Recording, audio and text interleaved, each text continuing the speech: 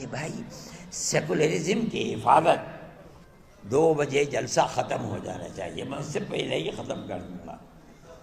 میرے بھائی جمعیت علماء کا اپنا ایک کردار ہے، ہم اس سیکولر دستور کے محافظ ہیں۔ ہم سمجھتے ہیں کہ صرف زبانی نہیں کہ دنیا میں جا کر کے سیکولرزم کا ڈھنڈورا پیٹا جائے اور ملک کے اندر مسلمانوں کی 600 سال پرانی مسجدوں کو گرا کر کے وہاں مندر بنایا جائے، یہ سیکولرزم نہیں ہے، یہ ڈھول کا پول ہے۔ آپ کی پارلیمنٹ فیصلہ کر چکی ہے آج سے تقریباً 30-32 سال پہلے کہ جو مسجد جہاں جو مذہبی عبادت گاہ بنی ہوئی ہے سن 47 میں، اس عبادت گاہ کو اسی حال میں رہنے دیا جائے گا۔ آج آپ یہ کہتے ہیں کہ نہیں، بنارس کی مسجد کو توڑ دو، وہ ہماری ہے، متھرا کی مسجد کو توڑ دو۔ آپ کے کردار کا اور پارلیمنٹ کا کیا اعتبار ہے یہ بتائیے، کیا چیز ہے پارلیمنٹ کے اندر؟ پارلیمنٹ اس قانون کو بناتی ہے، آپ اس قانون کو ٹھوکر مار دیتے ہیں۔ آپ جو قانون آج بنا رہے ہیں کل کو دوسرا اسے ٹھوکر مار دے گا۔ یہ تو آپ نے ایک ریت اور رواج کر دیا، ہمیں کوئی غرض نہیں ہے، اور حکومت خاموش بیٹھی ہوئی ہے۔ میرے بھائی جمعیت علماء حکومت کا لحاظ کرتی ہے، جن کو حکومت ہے ہمارے ملک کے عوام نے ان کو بیٹھالا ہے، ہمارے ملک کی اکثریت نے دستور کے مطابق ان کو ووٹ دیا ہے، ہم نے ووٹ دے کر کے انہیں بیٹھالا ہے۔ ہم یہ سمجھتے ہیں کہ ان کو ملک کے دستور کے اندر اس طریقے کی تشریح جس سے ملک کے ایک بہت بڑے طبقہ 20-25 کروڑ لوگوں کے حقوق کو آپ ٹھوکر مار رہے ہیں، ملک اس طرح امن و امان کے ساتھ نہیں چل پائے گا۔ اور اس کے نتیجے کے اندر ملک کی جو صورتحال ہے، آپ اپنی زبان سے کہتے رہیں کہ ملک ترقی کر رہا ہے اور ساری دنیا کے اندر ترقی کا ڈھڈورا پٹ رہا ہے، مگر ملک کے عوام کی جو صورتحال ہے اور فقر اور بے کسی کی جس طریقے پر پورے ہندوستان کے اندر کیفیت ہے، آپ اس کو دیکھ لیجئے۔ میں اپنی زبان سے کچھ نہیں کہتا ہوں، میں ایک مذہبی آدمی ہوں، میرا اپنا ایمان اور یقین ہے کہ اللہ جو چاہتا ہے وہ کرتا ہے، یعنی ایشور جو چاہتا ہے وہ کرتا ہے، یعنی اوم جو چاہتا ہے وہ کرتا ہے۔ آج آپ کر رہے ہیں، ٹھیک ہے کر دیجئے، کل کو حالات بدلیں گے دنیا کے اندر، میں زندہ ہوں، میں بھی مر جاؤں گا اور دنیا کا ہر آدمی مر جائے گا، دوسرا آئے گا اپنے خاص ذہن کے ساتھ آئے گا۔ حالات کیا ہوتے ہیں ان کو آج نہ میں جانتا ہوں نہ کوئی جانتا ہے، اللہ جانتا ہے، اوم کے سوا کوئی نہیں جانتا۔ میرے بھائی ہم یہ سمجھتے ہیں کہ امن و امان کو پکڑنا چاہیے۔ میں مسلمانوں سے یہ کہتا ہوں کہ آج کی حکومتیں جو کچھ کر رہی ہیں اس سے فرقہ پرستی اور آپس میں نفرت اس طریقے پر ابھر رہی ہے کہ نہیں کہا جا سکتا کہ کل کو کیا ہوگا۔ میں جمعیت علماء کے ہر ورکر سے یہ بات کہتا ہوں کہ آپس میں پیار و محبت کو پیدا کرو۔ اس کا یہ مطلب نہیں ہے کہ مسلمان سے پیار نہیں، اس ملک کے ہر رہنے والے سے محبت کرو، اپنے دکھ میں سکھ میں انہیں شریک کرو، ان کے دکھ اور سکھ کے اندر تم شریک ہو۔ ان کے یہاں شادی بیاہ ہے، وہ تم کو نہیں بلاتے، جاؤ اور مبارکبادی دے کر چلے آؤ۔ کھانا کھلاتے ہیں کھاؤ، نہیں کھلاتے نہ کھاؤ۔ جب تمہارے یہاں سکھ ہو، شادی بیاہ ہو، تم اپنے رشتہ داروں کو جس طرح بلاتے ہو، اپنے دائیں بائیں رہنے والے غیر مسلموں کو بلاؤ۔ یہ تمہاری پرانی زندگی ہے، آج کی نہیں، یہ ہزاروں سال پرانی زندگی ہے، اور اسی طرح اس ملک کے اندر ہم رہتے چلے آئے ہیں۔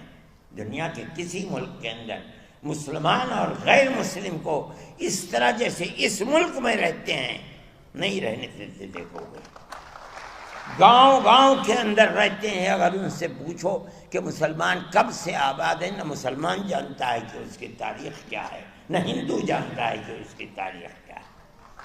اس پیار و محبت کے اندر شریک تھے. لیکن آج کی سیاست یہ پیار و محبت کی سیاست نہیں ہے. میں یہ سمجھتا ہوں کہ یہ بڑی تباہی کے آثار ہیں. آپ کو جمعیت علماء کے ورکر ہونے کی حیثیت سے آپ کو اس سلسلے میں قدم بڑھانا چاہیے.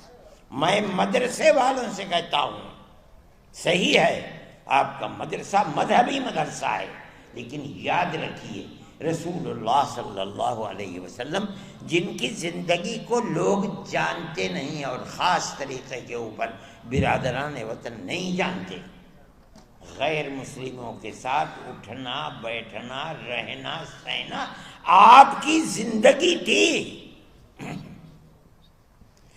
آپ جب تک زندہ رہے، میں ایک بات کہتا ہوں اور تو یہ تو بڑی لمبی بات ہو جائے گی. ابو طالب آپ کے چچا تھے، آخری وقت تک بت پرست رہے اور کھانا پینا اٹھنا بیٹھنا اللہ کے نبی کے ساتھ تھا. اگر اللہ کے نبی کو مکے کے لوگوں نے آبادی سے باہر کر دیا، ابو طالب نے ساتھ نہیں چھوڑا، باہر رہے.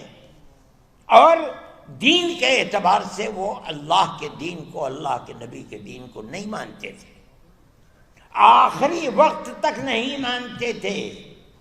جب جان نکل رہی تھی تب گئے نبی کریم علیہ السلام ان کے پاس اور جا کے کہا چچا ایک مرتبہ لا الہ الا اللہ محمد رسول اللہ کہہ دیجیے، میں قیامت کے دن اللہ کے یہاں آپ کی شفاعت تو کر دوں گا. ابو جہل وہاں کھڑا ہوا تھا. ابو جہل نے کہا ابو طالب کیا کہیں گے تمہارے بعد لوگ، کیا آخری وقت میں اپنے باپ دادا کے دین کو چھوڑ دیا؟ یہ کہا کہ نہیں، میں اپنے باپ دادا کے دین کے اوپر ہوں اور مر گئے. اللہ کے نبی نے ساتھ نہیں چھوڑا، نہ انہوں نے چھوڑا نہ اللہ کے نبی نے ساتھ چھوڑا، حالانکہ اللہ کے نبی کے دین پر نہیں تھے، نہ زندگی میں تھے نہ مرتے وقت تھے. میرے بھائی یہ رسول اللہ کا کردار ہے. یہ سمجھنا کہ کسی غیر مسلم کے ساتھ اٹھنا بیٹھنا یہ درست نہیں، اسلام میں غلط ہے غلط ہے غلط ہے. ہم اس ملک کے رہنے والے ہیں، وہ ہمارے بھائی ہیں. میں کہتا ہوں ایک آدم کی یعنی پرتم منو کی اولاد ہیں. ہم دونوں بھائی بھائی ہیں. جو لوگ اس کو تفریق میں اور دشمنی اور نفرت میں لے جانا چاہتے ہیں وہ ایک باپ کی اولاد نہیں مانتے اور غلط ہے غلط ہے غلط ہے.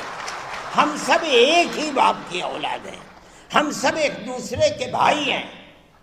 جمعیت علماء یہ کہتی ہے، اور جمعیت علماء میرے تعلقات RSS کے بڑے چوٹی کے لوگوں سے ہیں جو میرے پاس آتے ہیں. میں ان کے پاس جاتا ہوں، ہندوؤں سے بھی ہیں مسلمانوں سے بھی ہیں.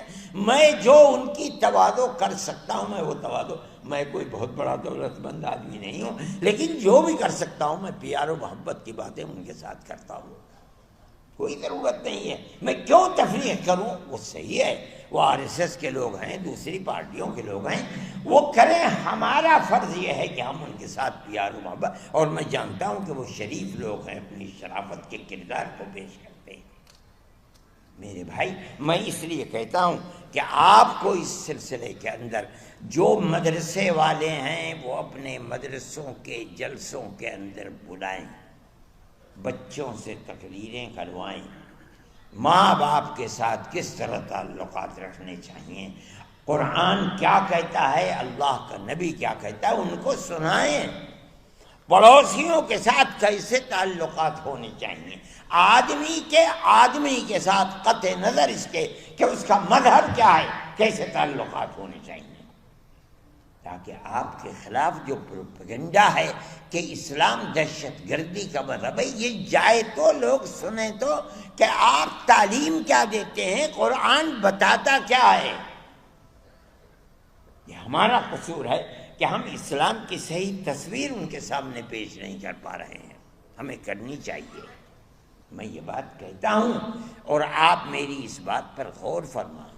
آپ جہاں مدرسہ قائم کرتے ہیں اس مدرسے کے اندر اپنے ان بھائیوں کو بلائیے، ان کے سامنے اپنے اس پروگرام کو پیش کیجیے جو انسانیت کا پروگرام ہے اور جو قرآن سے ثابت ہو رہا ہے، جو اللہ کے نبی سے ثابت ہو رہا ہے۔ تب آپ سمجھا جائے گا کہ اسلام کی صحیح تصویر کو دنیا کے سامنے پیش کر رہے ہیں۔ اور اگر یہ نہیں کرتے تو میرے بھائی آپ کے لیے مشکلات ہیں، اور قصوروار آپ بھی ہیں۔ وہ ہنسنے لگے اور انہوں نے اس کے بعد حکم دیا کہ اس کے اقلیتی کردار کو بحال کیا جائے۔ اس کے اقلیتی کردار کو، جو وزیر تھا، قبل سبل منسٹر تھے اس وقت، جب انہوں نے کہا اور سونیا جی نے کہا کہ اس کے اقلیتی کردار کو بحال کیا جائے، کر نہیں سکے قبل سبل۔ انہوں نے سلمان خورشید کو لکھا۔ سلمان خورشید کے نے، مجھے پتہ چلا رمضان میں کہ سلمان خورشید کو انہوں نے کہا، میں نے ان کو ٹیلی فون کیا، میں نے کہا کیا سلمان خورشید صاحب، قبل سبل جی جو منسٹر ہیں، وزیر تعلیم ہیں، کیا انہوں نے آپ کو لکھا ہے؟ کہا کہ ہاں مجھے لکھا ہے، میں اس کا جواب دوں گا۔ میں نے کہا کہ اگر مسلم مفاد کے خلاف آپ نے جواب دیا تو قیامت تک مسلمان چھوڑے گا نہیں، یاد رکھیے گا۔ کہنے لگے نہیں، جو اصل حقیقت ہے میں وہی لکھوں گا، جواب دوں۔ میں نے کہا بڑی اچھی بات ہے۔ انہوں نے جواب دیا اور اقلیتی کردار کو بحال کر دیا گیا۔ آج لوگ جاننے والے نہیں ہیں جمعیت علماء کو، نہیں جانتے کہ جمعیت علماء کا کردار کیا رہا ہے۔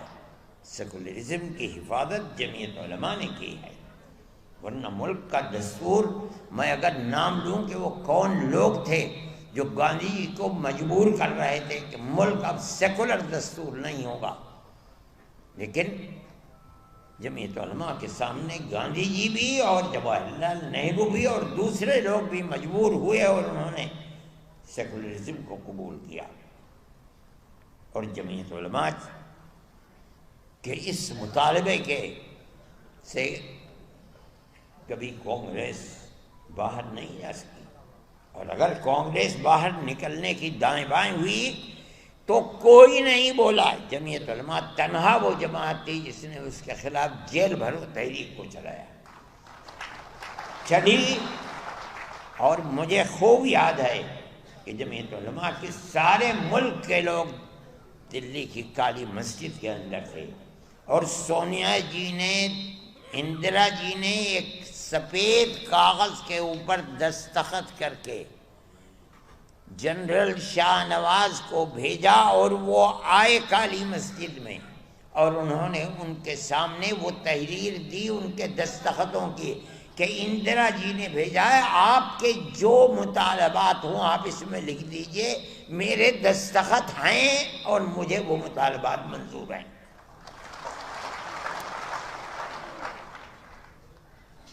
اس تحریک کو ان کے اس وعدے کے اوپر ختم کر دیا گیا۔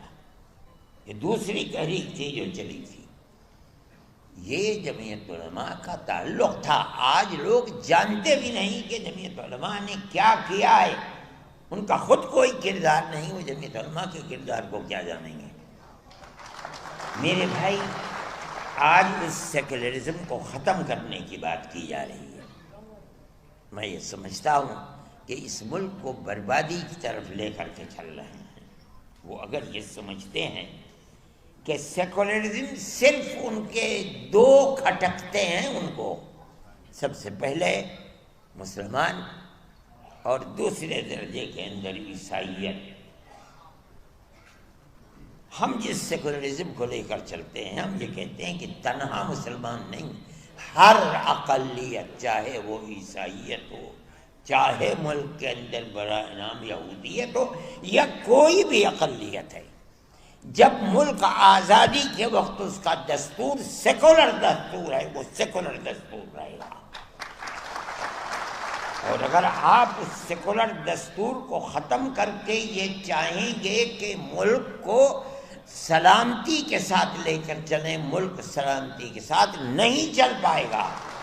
یہ 25-30 کروڑ کی مسلم اور عیسائی اقلیت کے ہوتے ہوئے آپ یہ چاہتے ہیں کہ ملک کے اندر امن برقرار رہے گا اور ان کو زندگی کا حق نہیں دیا جائے گا، دستور میں ان کا کوئی مقام نہیں ہوگا؟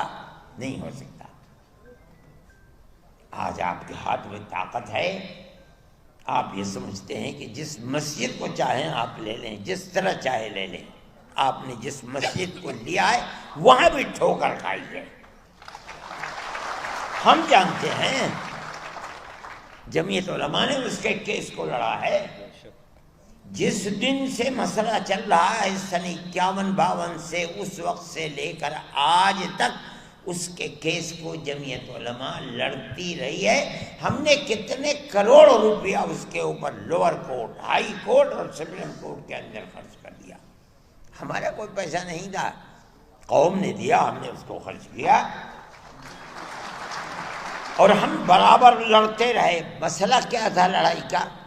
مسئلہ آپ سمجھیے، ہم لڑنے والے ہیں، ہم جانتے ہیں۔ مسئلہ یہ تھا کہ جس جگہ بابری مسجد بنی ہے وہ مسجد کی اپنی جگہ ہے، یا یہ رام جنم بھومی ہے، یہاں رام کا مندر تھا، بابر نے اس مندر کو توڑ کر یہاں مسجد بنائی ہے۔ مسئلہ یہ تھا، اسی مسئلے کے اوپر لڑائی ہم لڑ رہے تھے۔ آپ کو یاد ہوگا کہ آثار قدیمہ نے اس کی کھدائی کروائی تاکہ مندر کے باقیات نیچے سے نکلتے ہیں، نہیں نکلتے، باقیات نہیں نکلے، کوئی پتھر نہیں نکلا، کوئی ستون نہیں نکلا، اور آثار قدیمہ نے اس کے اندر کامیابی حاصل نہیں کی۔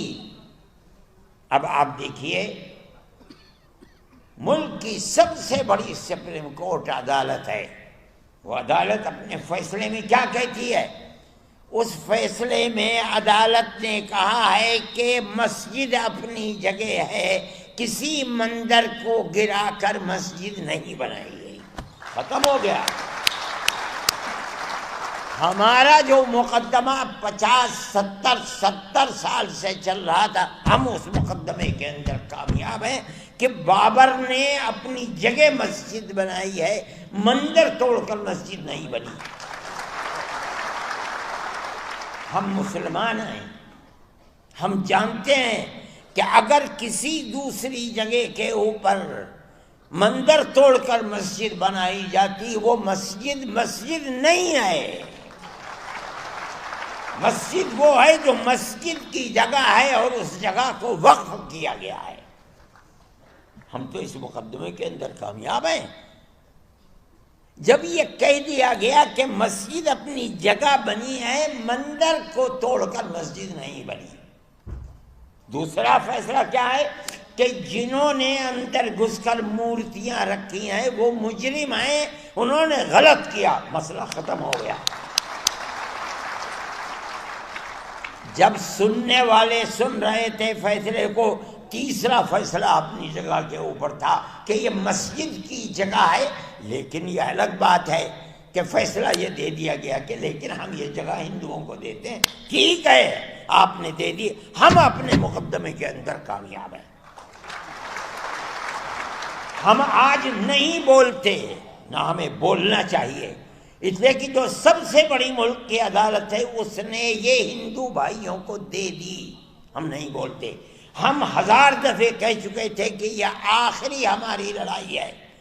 سپریم کورٹ ہمارا سپریم کورٹ ہے، ہم اس ملک کے رہنے والے ہیں۔ سپریم کورٹ جو فیصلہ کر دے گا ہمیں وہ منظور ہے۔ سپریم کورٹ نے فیصلہ کر دیا، ہم اپنے گھر بیٹھ گئے، ہم خاموش ہیں، ہم نہیں کہتے کچھ، لیکن دنیا ختم تو نہیں ہے، ہم ختم ہو جائیں گے۔ آگے آنے والا مورخ یہ لکھے گا کہ بابری مسجد کی جگہ مندر کس طریقے پر بنا ہے۔ ہم نہیں بولتے، لیکن کیا آنے والی دنیا خاموش ہو جائے گی؟ میرے بھائی یہ تو دنیا کے حالات ہیں، کل کوئی اور تھا، آج کوئی اور ہے۔ اگر ہم یہ سمجھتے ہیں کہ ارشد ہمیشہ زندہ رہے گا تو پاگل ہے، مرے گا، میری جگہ کوئی دوسرا آ کر کرے گا۔ یہ تو دنیا ہے، یہاں اسی طرح آنا جانا لگا ہوا ہے۔ ایسی ذات جو ہمیشہ سے ہے، ہمیشہ رہے گی۔ میں کہتا ہوں وہ اوم ہے۔